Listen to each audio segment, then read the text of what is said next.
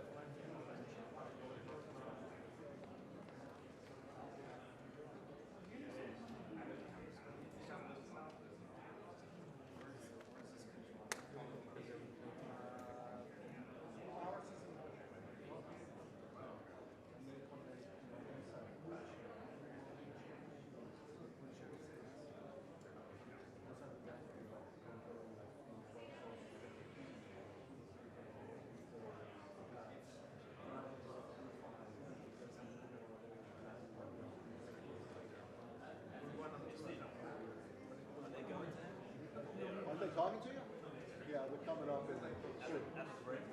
Yeah.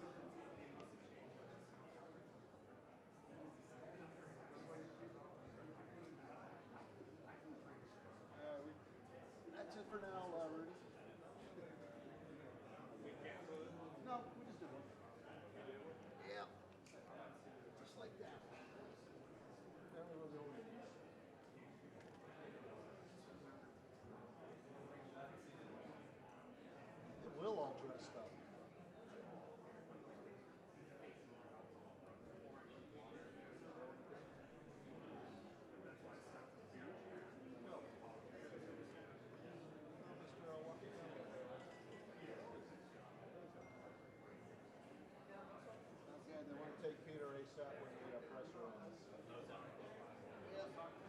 No, And then the another one in here at 4.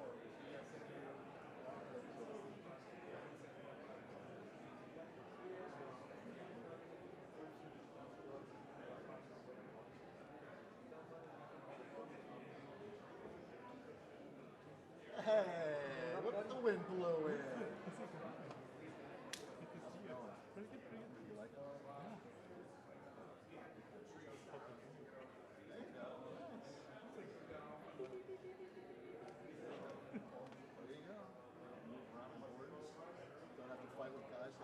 Kevin to try to get ladder space? Well, I'm Make so your own happy space. I don't have to fight with Kevin anymore. Who do you have to fight with now? Is it boring now that you have to fight? He just has to knock Aaron over. Nobody. This is amazing. Must feel good. Enjoying it so far? Exactly. I mean, that part, it's like the access as well. Long days? The team is super nice too. So it's not an office, but it's like 4 people in a giant room. So desk, there's Very civilized, yeah. It's better than the press room. yeah, have like a doctor. It's kind of like Put your feet up. my feet up, like monitors, like Sweet. Jesus Christ. Sweet, man. Glad to hear it. Yeah, I think I just took it for granted. So when you're gonna leave They this place, have it every chance, yeah. it's I'm pretty sure it has an end. Once in a lifetime. So take advantage of it. Yep, we're all fingers crossed.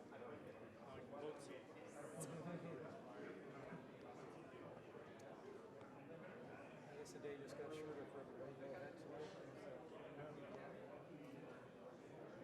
No, I think it was the right call. It's too bad. It's like really bad. Yeah, it's such a strange phenomenon. Yeah, I can feel it. It's like actually today's worse than just now.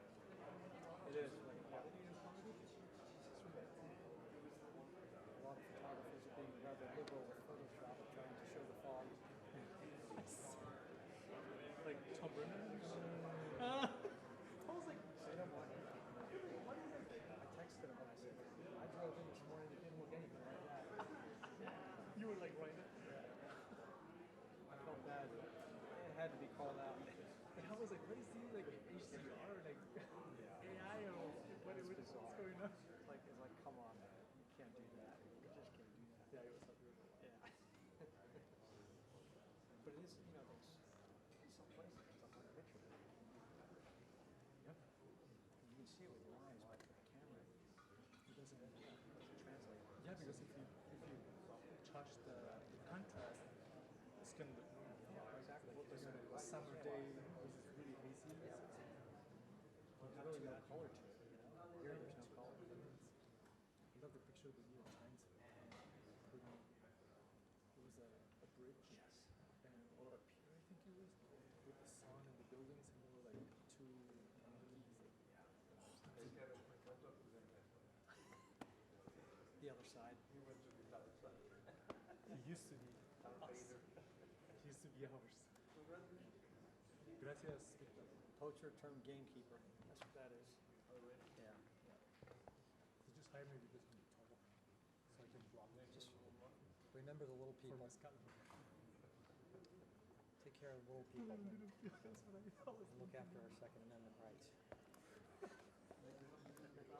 look after the Second Amendment with the little people.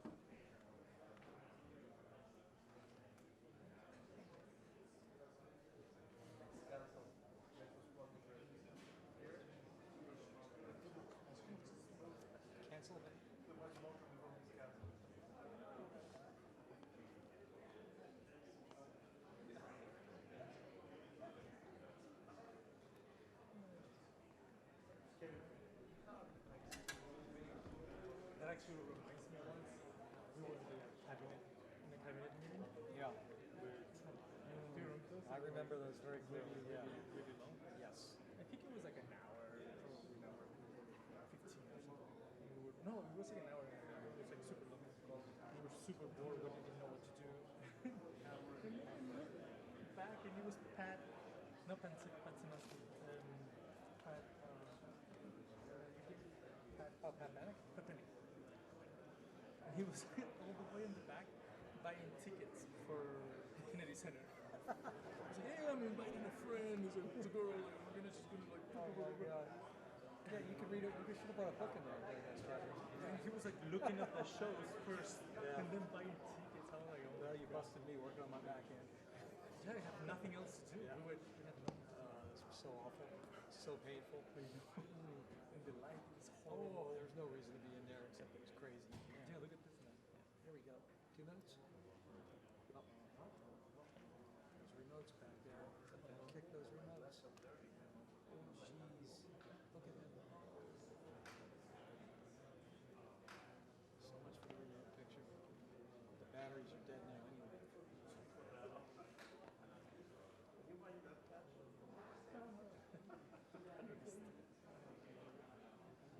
I don't know how long they actually last with the screen on. That's a good thing about the Canons that you can flip the screen, Yeah, it turns it off, yeah. but it's still like the battery. Yeah, it's still on, still on. Sucks. Silence is on there. Why don't you probably give you a little earpiece so you know what's going on? No, I get emails. Okay. But it sucks. You have 2 phones.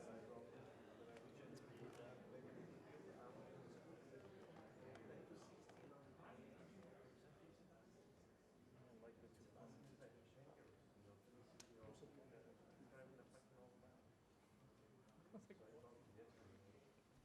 They go to the military. It's 2 phones. 3 phones. You keep it It's like, straight. I have 2 jobs.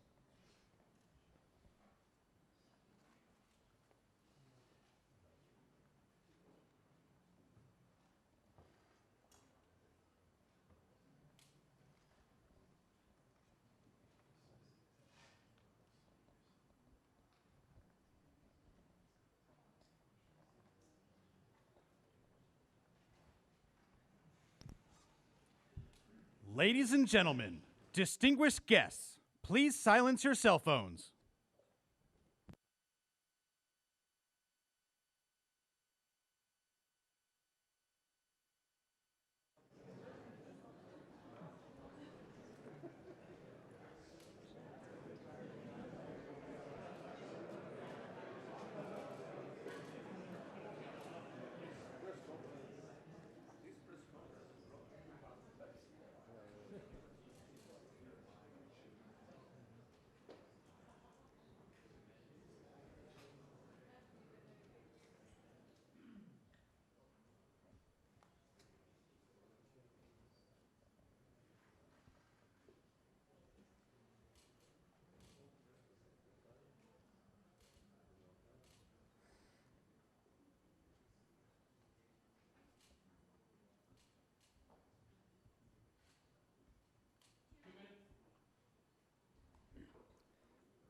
Two-minute warning.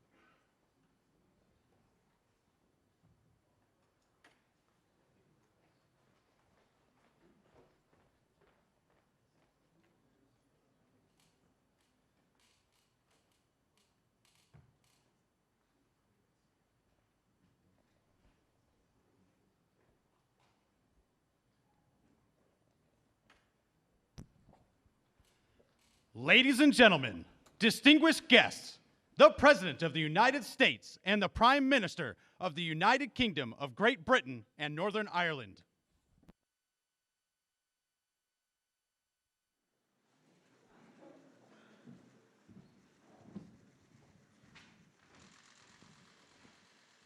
Well, good afternoon.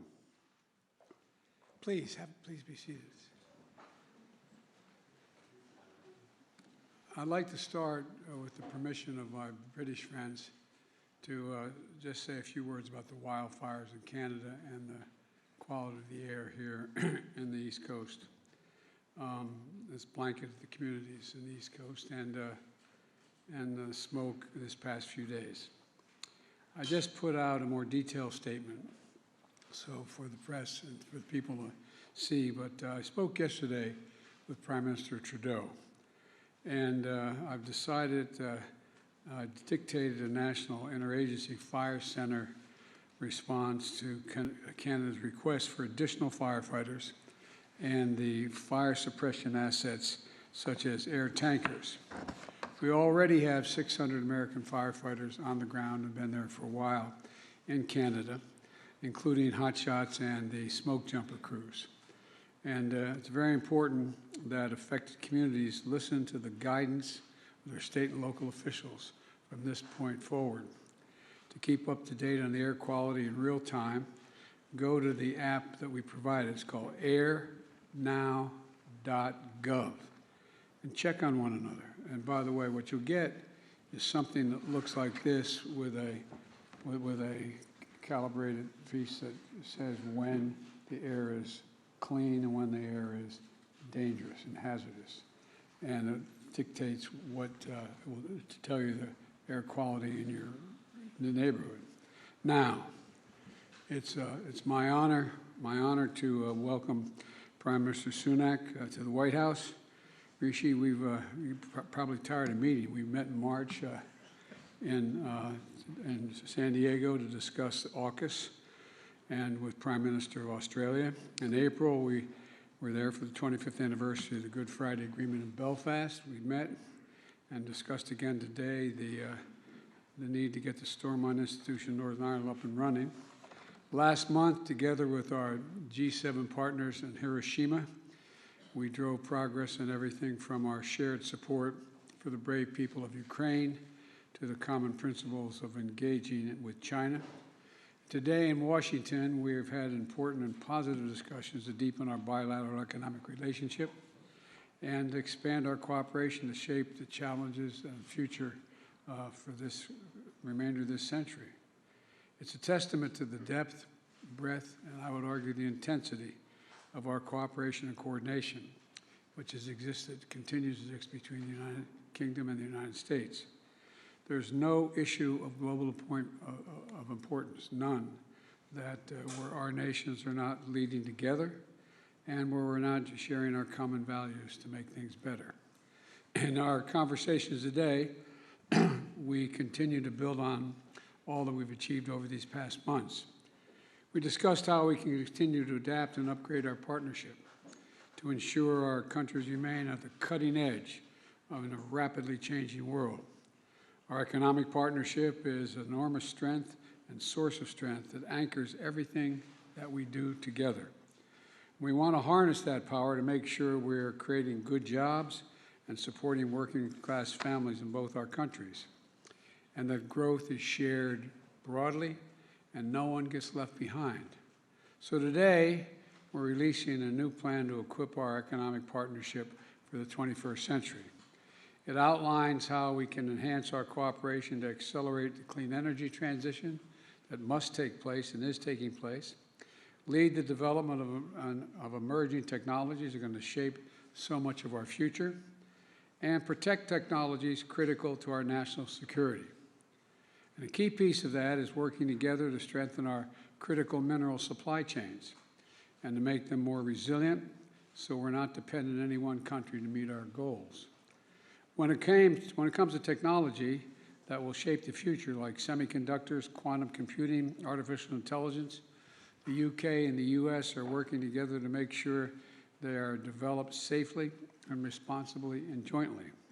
We're going to do more on joint research and development to ensure the future we're building remains fundamentally aligned with our value set in both our countries. And we're doing more to prevent technologies that are invented and developed in our countries from being used for military or intelligence purposes by countries that do not share our values. Today, we'll also discuss our unwavering support for the people of Ukraine and who are defending themselves against the most brutal aggression we've seen in a long time at the hands of Russia and Putin. The UK and the United States, together with more than 50 partners, have committed historic levels of security assistance to Ukraine. And I want to thank the Prime Minister for his strong leadership, contributing significant amounts of security assistance and training Ukrainian troops so they can effectively use the equipment and ammunition we've collectively provided them. And in bringing the world together later this month to drive support for Ukraine's long-term economic recovery. You're doing a great deal. So, Mr. Prime Minister, thank you for making the journey to Washington. Earlier this week, we marked the 79th anniversary of D-Day and a timely reminder of the proud history of our nation's share and the values that we have long stood together to defend. That's the unshakable foundation of this special relationship, and it is a special relationship. There's no country closer to us than Great Britain. Today, as NATO allies, partners in innovation, as friends in a shared vision of the future, and our two nations are ready to meet the challenges of our time and meet them together. And I'm confident the United Kingdom and the United States will continue to lead the world toward greater peace, prosperity, and security for all. So thank you again, Mr. Prime Minister, and the floor is yours. Thank you, Mr. President. Before I begin my remarks, a word, if I may, on what happened in France this morning. All our thoughts are with those affected by this unfathomable attack, including a British child, and with their families. I've been in touch with President Macron, and we stand ready to offer any assistance that we can. Mr. President, Joe, it is an honor to be here at the White House, and thank you for your very warm welcome. Not for decades has the relationship between our two nations been so important. The values we share, our belief in freedom, democracy, and the rule of law, have never changed. They never will.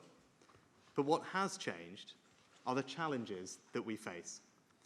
And standing here together, as our predecessors have done for generations, I feel confident that through the strength of our relationship, we can shape the world once again in our pursuit of liberty, prosperity, and the possibilities of a new age. And that begins with our highest priority, national security. Last time I was here in the US, we signed AUKUS, the most significant defense partnership in generations, because we recognize that the security of the Atlantic and Pacific regions are indivisible. And just a fortnight ago, in Hiroshima, President Biden and I stood with President Zelensky and our G7 allies in a powerful display of unity. The UK is proud of our contribution, including providing tanks, long-range weapons, and training Ukrainian soldiers. But let no one doubt, US leadership and resources are the decisive contribution allowing the forces of democracy and freedom to prevail. As I said in Congress, and I say again now to President Biden and to the American people, thank you. And just as we collaborate to protect our national security, so must we increasingly do the same to protect our economic security, on which our prosperity depends. Countries like China and Russia are willing to manipulate and exploit our openness, steal our intellectual property, use technology for authoritarian ends, or withdraw crucial resources like energy. They will not succeed. Today we have agreed the Atlantic Declaration, a new economic partnership for a new age, of a kind that has never been agreed before. Yes, a partnership that protects our citizens, but more than that, a test case for the kind of reimagined alliances President Biden has spoken so eloquently about. That means new investment. This week alone, £14 billion of new American investment has been committed into the UK, creating thousands of jobs. It means stronger supply chains with a new action plan on clean energy. And it means reducing trade barriers in the technologies of the future with a new secure UK-US data bridge, helping tens of thousands of small businesses. An agreement to work towards mutual recognition of more professional qualifications in areas like engineering. And we're launching negotiations on a new critical minerals agreement. Once concluded, this will give UK companies stronger access to the US market. And we're building on our extraordinary shared strengths in cutting-edge future technologies, with joint research collaborations in areas like quantum, semiconductors, and AI. Now, our job as leaders is to ensure that this technological revolution makes us more secure and not less. Last week, the pioneers of artificial intelligence warned us about the scale of the challenge as well as the opportunity. The US and the UK are the world's foremost democratic AI powers. So today, President and I agreed to work together on AI safety, including multilaterally. Now, the UK looks forward to hosting the first global summit on AI safety later this year, so that we can seize the extraordinary possibilities of this new technological age and do so with confidence. And we are well placed to do so. I know some people have wondered what kind of partner Britain would be after we left the EU. I'd say, judge us by our actions. We're committed to our values as ever, as reliable an ally as ever, as attractive an investment destination as ever. But we're changing too.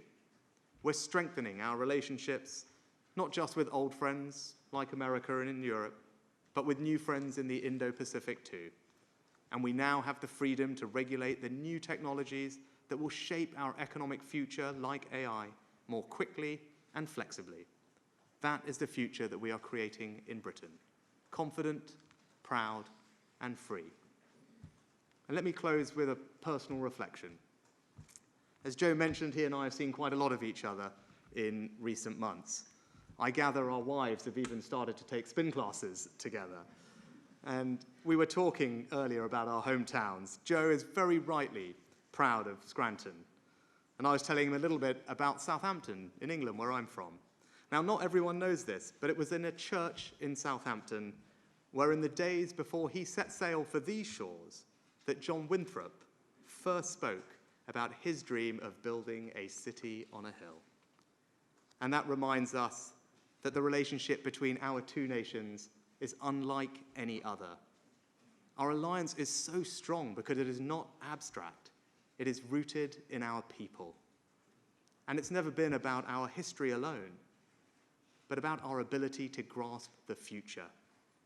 We share the same beliefs, pursue the same purpose, and act according to the same ideals.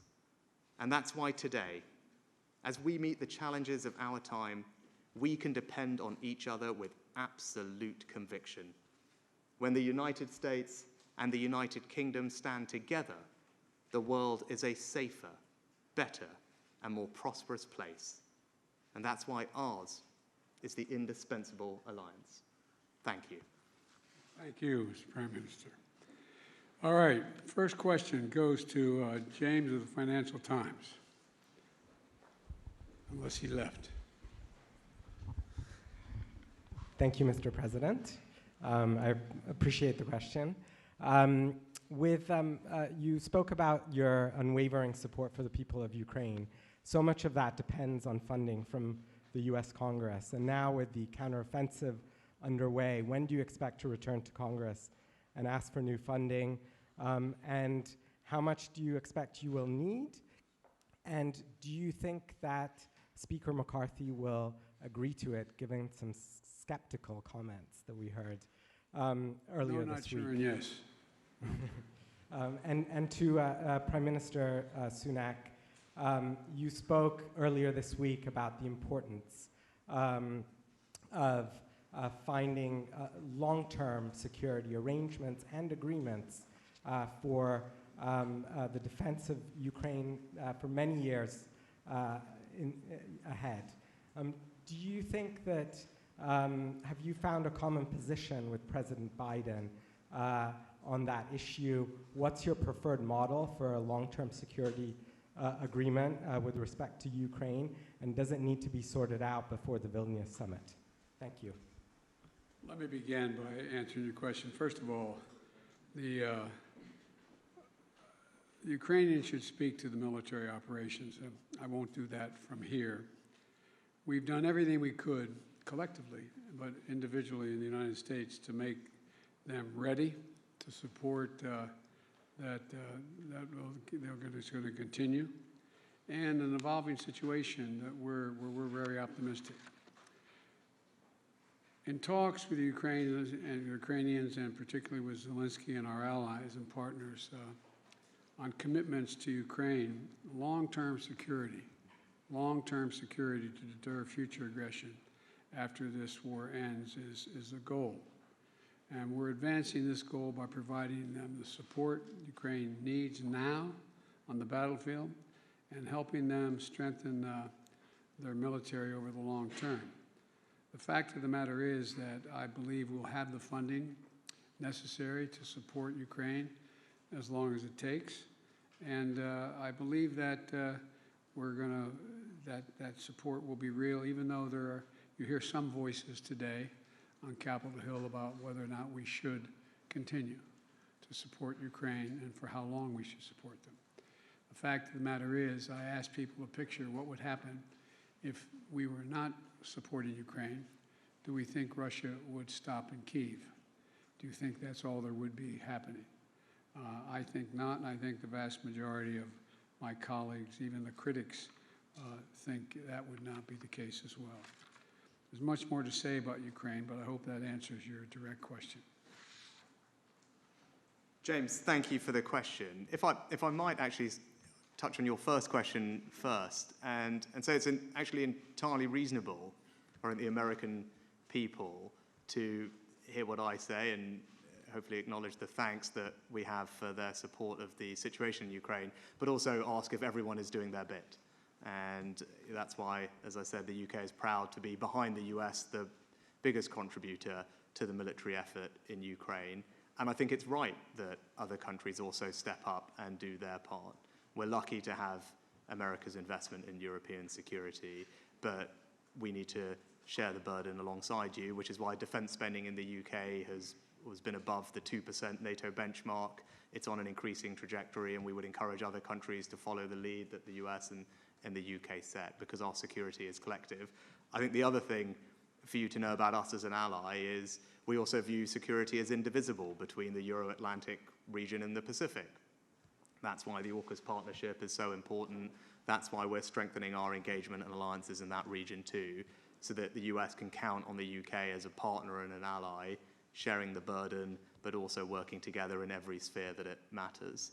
And on your latter question, I agree with what the President said. It's about deterrence. President Putin will be thinking that he can wait us out, that the alliance will tire, will get fatigued, and will give up. Now, that is not the case. And the more we can put in place support for Ukraine, not just in the here and now, but support that will last for a time and for years to come, I think it sends a strong signal to him that there is no point trying to wait us out. We're not going anywhere. We will be here for as long as it takes. And hopefully that will speed up the calculation in his mind that he should withdraw his forces and stop what is an illegal and unprovoked act of aggression. Also, if you don't mind my making an addendum, I'd point out that not only do we have Europe responding, I spent a lot of time in Japan. The Japanese have stepped up. They've stepped up in terms of their budget. They've stepped up in terms of their involvement. They've stepped up in terms of the support for Ukraine, realizing that a glaring invasion with no pretext of anything other than conquering land occurring in the 21st century is a danger not only in Europe but everywhere in the world. The next question from the PBS News Hour, Laura.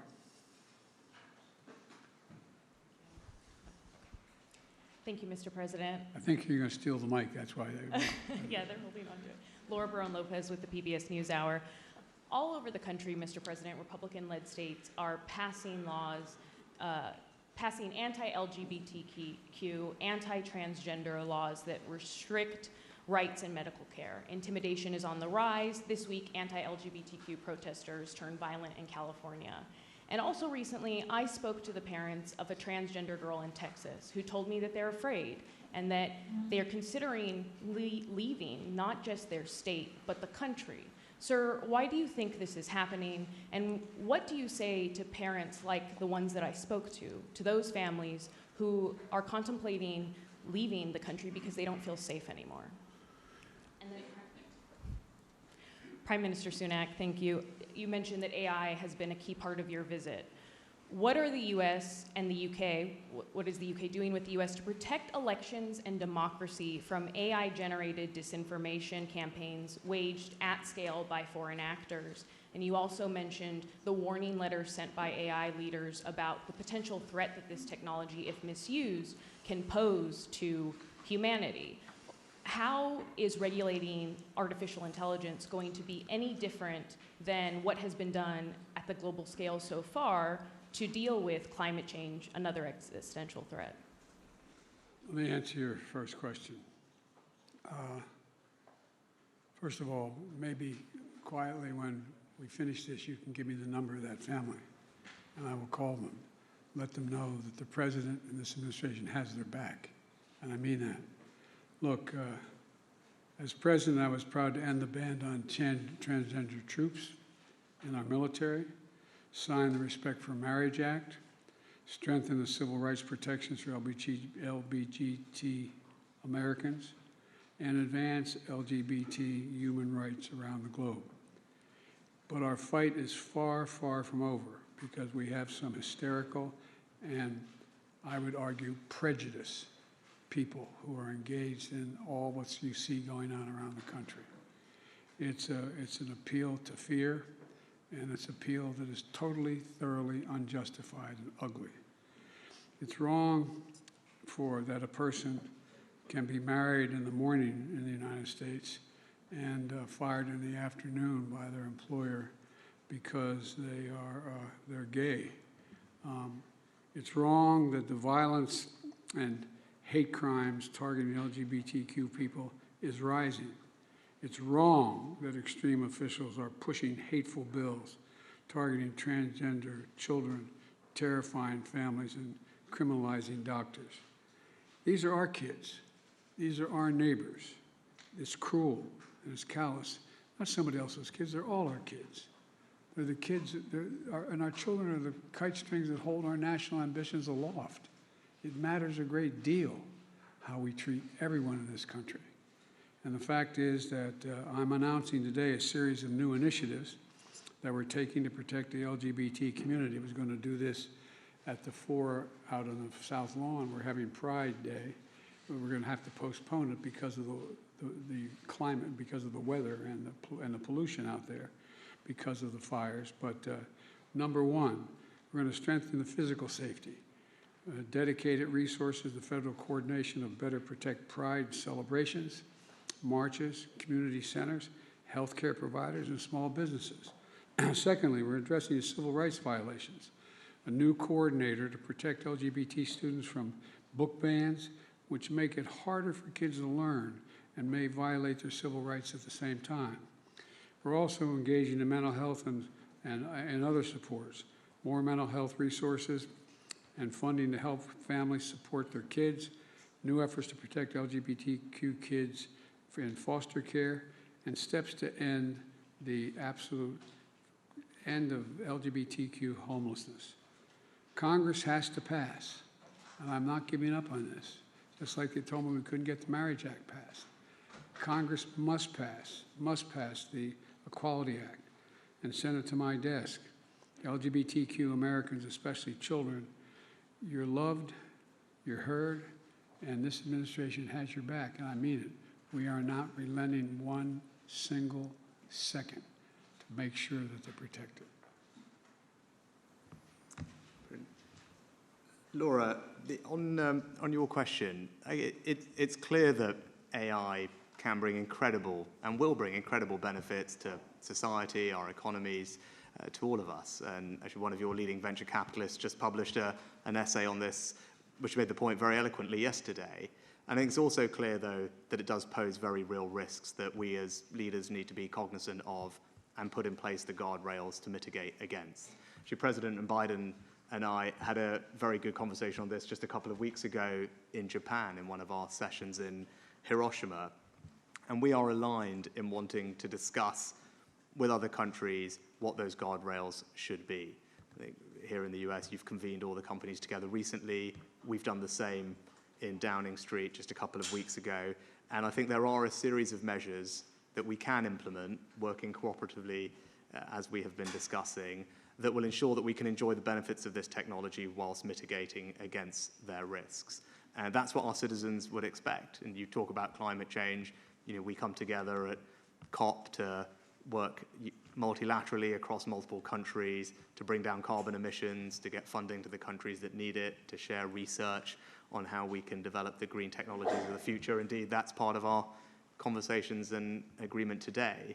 Now, we need to bring that same spirit of urgency, I think, to the challenges and opportunities that AI poses, because the pace of the technological change is faster than people had anticipated. And I think the letter that you mentioned kind of reminded us that we do need to work urgently to address this issue. And I'm delighted that Joe and I and others will be doing that with all great haste.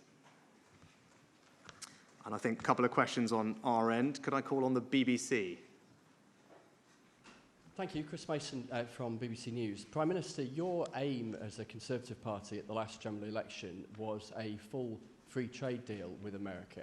Isn't the simple truth of what's been announced today an acknowledgement of a failure to do that? And to the President, why won't you do a full trade agreement with the UK? Thank you. Thanks. So if you look at what we've announced today, what it does is respond to the particular opportunities and challenges that we face right now and into the future. And it asks the question, what do we need to do working together that can bring most benefit to our citizens as quickly as possible? And our agreement does that. It's a first-of-a-kind agreement that's ambitious in what it seeks to achieve. I think that I've structured it around a couple of different areas. The first is economic security, because the challenges we face are much more economic in nature, big subject of our discussions at the G7 recently, and the only way we're going to meet those challenges is to work together, to strengthen the resilience of our supply chains, to research the technologies of the future, together, and that's what we've announced today, is a partnership that will deepen our cooperation to strengthen the economic security, and that's good for all our citizens at home. And those risks have intensified in the past couple of years. I think that's very evident. But it also seeks to build prosperity and create jobs in both of our countries. We've announced billions of pounds of investment into the UK, which is going to support thousands of jobs. And the agreement that we've struck today will continue to do that. It will support tens of thousands of small businesses in the UK, removing unnecessary red tape so that they can trade and do business in the US far easier. And I think those types of specific targeted measures that will deliver real benefits to people as quickly as possible are the right things for us to be focused on. But I think be in no doubt, as Joe and I were discussing earlier, the economic relationship between our two countries has never been stronger. The trade is worth hundreds of billions of pounds or dollars a year. Over 1 million of our citizens in each other's countries work in each other's companies. We're one of the largest investors in each other's countries, and that trade is growing at something like 20% last year. So the relationship is strong, it's booming, but our agreement today focuses on the particular challenges, opportunities of the moment we're in, and I think that's the right thing for us both to be focused on. I think we had a really good discussion today about our economic relationship, and we've launched negotiations on critical materials and an agreement to deal with climate crisis. For example, there is no reason why Great Britain will not play a major role in not only critical materials, but in investing in the United States of America in all of our initiatives relating to the need for critical materials, including battery technology and a whole range of things. Number one. Number two, cooperating on data and AI. It is a limitless capacity and possibility. But we have to do it with great care, not relative to one another, but relative to the issue. Because when I convened the leaders in AI, about, I think there were 13 here in the United States, the very architects of this AI, they're also very concerned about it getting out of hand. And we got to make sure we're all on the same page. And we're looking to Great Britain to lead that effort this fall in putting together a proposal, a group of nations to deal with, how do we deal with this? It not only has the potential to cure cancer and many other things that are just beyond our comprehension, but it has the potential to do great damage if it's not controlled. And so we're looking for, I'll overstate it, we're looking for watermarks on everything that has to do with produced by AI, so we know from whence it comes. But there's a lot we have to do. We're also addressing the national security risk posed by certain types of outbound investments. I had a discussion with Xi Jinping in China. Why was I not transferring certain technological capabilities? And I said very simply, because you're using them for weapons of mass destruction and intelligence intervention. And I said if we could work out something on that, we'd have a very different relationship.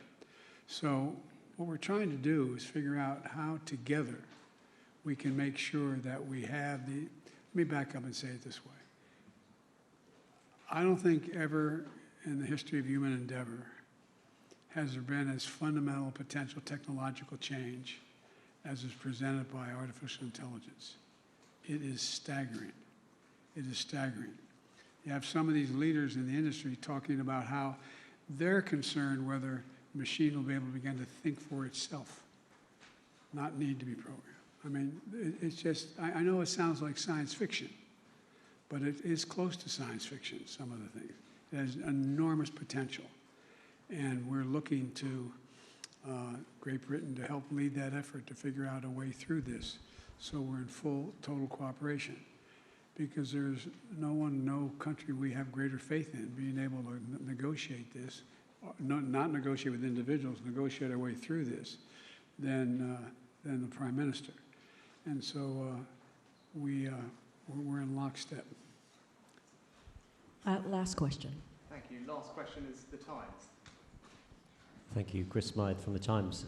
Prime Minister, you've made clear your support for free trade, but is today's agreement essentially a recognition that in light of COVID, the growing threat of China and Russia's invasion of Ukraine, that the era of unfettered globalization is over? And if so, the US has made clear that it thinks that requires a much more interventionist industrial policy to respond to that. Why do you think that approach is wrong for the UK? And Mr. President, what do you say to those abroad who say that your new Washington consensus is simply a fancier way of saying America first? And in light of the warm words just now about UK-US defence collaboration, particularly in Ukraine, do you think it's time for the first British NATO Secretary-General in 2 decades? What's the last part of your question? I'm sorry? Is it time for a British NATO Secretary-General?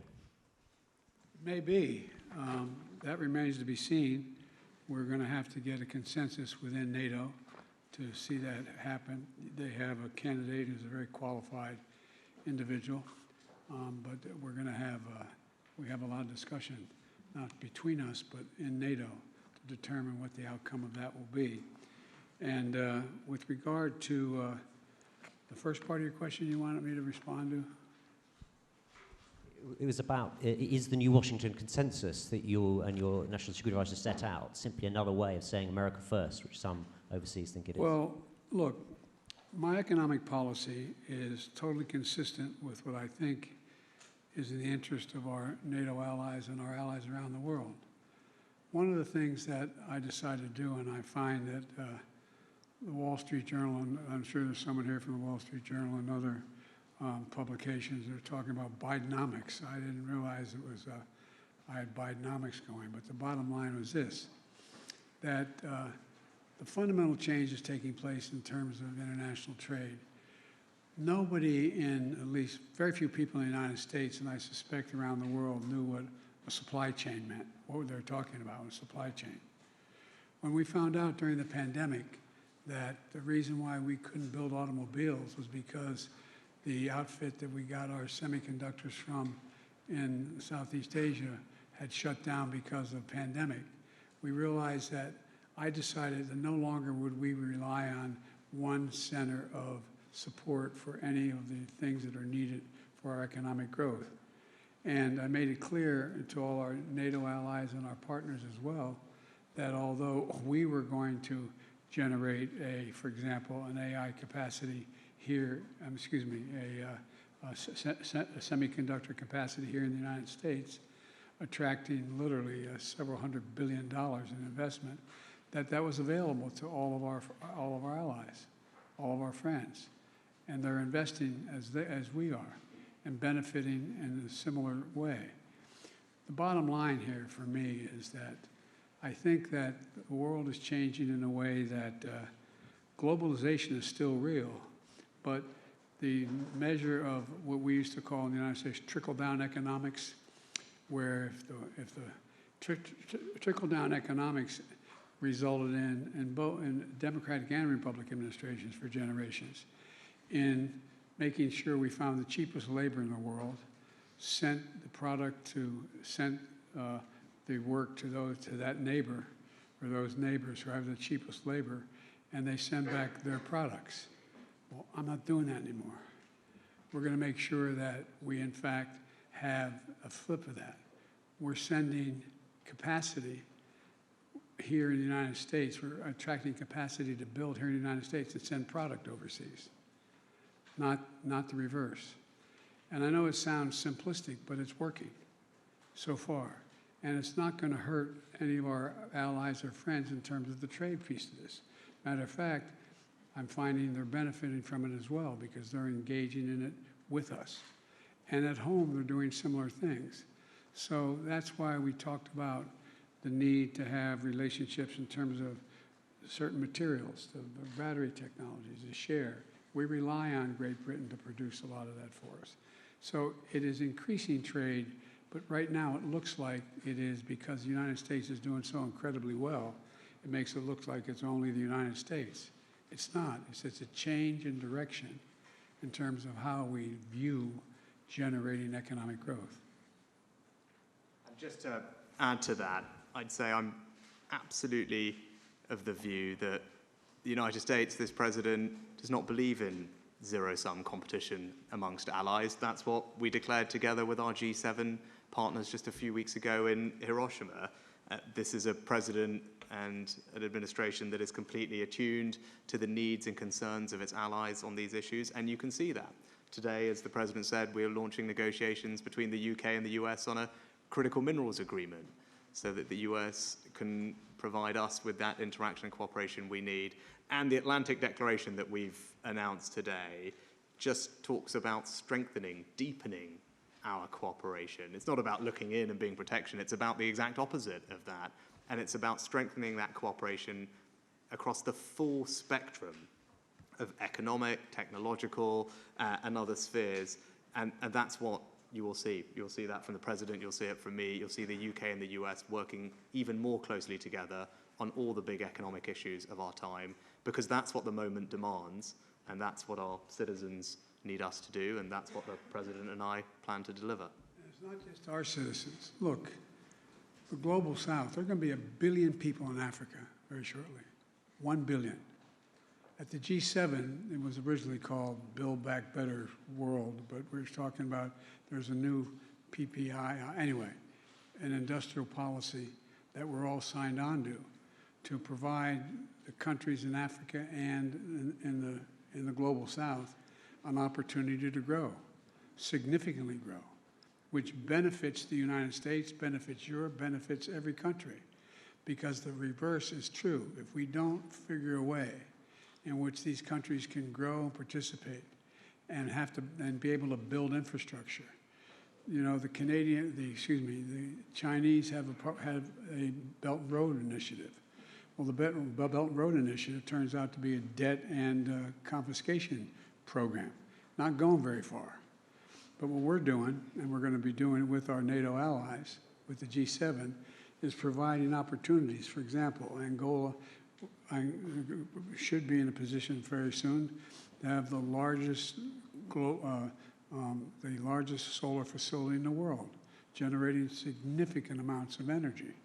Benefits us, benefits them, brings them into the 21st century in a way that they've never been before.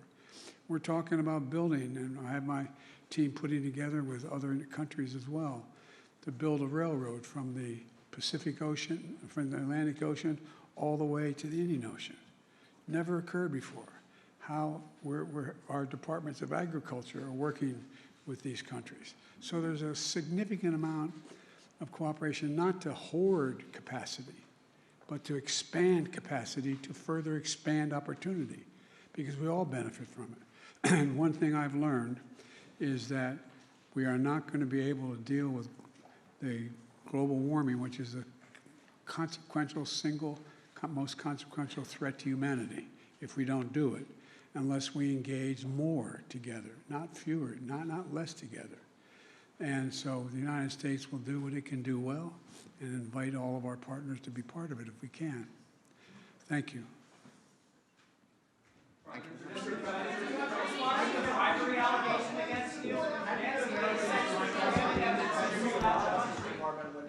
Ladies and gentlemen, distinguished guests, please remain in your seats as the principals and official delegations depart the East Room.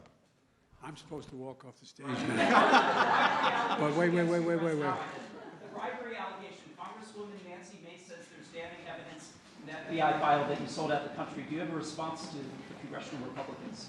Where's the money? I'm joking. Mr. President, it's a bunch of malarkey. Mr. President, what do you say to Americans to convince them that they should trust the independence and fairness of the Justice Department when your predecessor, Donald Trump, repeatedly attacks it? Because you notice, I have never once, not one single time, suggested to the Justice Department what they should do or not do relative to bringing a charge or not bringing a charge. I'm honest.